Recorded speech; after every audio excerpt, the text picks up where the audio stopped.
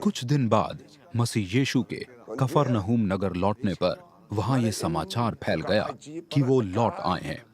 वहां इतनी विशाल भीड़ इकट्ठा हो गई कि कहीं कोई स्थान शेष न रहा, यहाँ तक कि द्वार के सामने भी नहीं। और मसीह यीशु पवित्र शास्त्र से शिक्षा दे रहे थे। कुछ लोग एक लकवे के रोगी को उनके पास लाए, जिसे 4 व्यक्तियों ने उठाया हुआ था।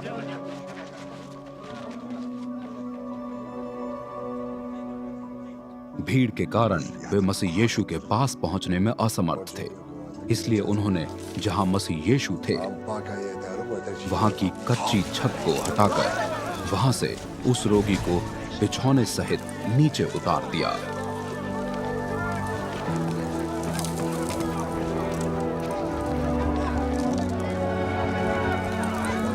उनके इस विश्वास को देख मसीह यीशु ने लकवे के रोगी से कहा, पुत्र, तुम्हारे पाप क्षमा हो चुके हैं।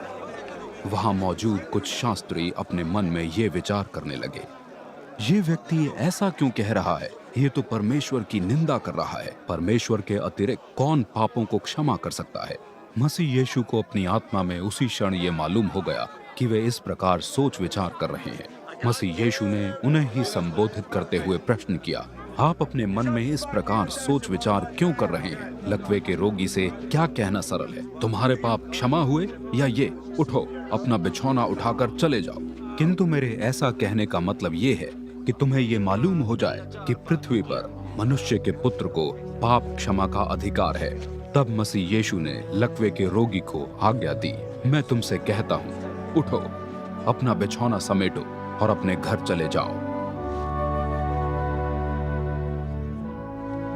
वो उठा और तत्काल अपना बिछौना समेटकर उन सब के देखते देखते वहां से चला गया।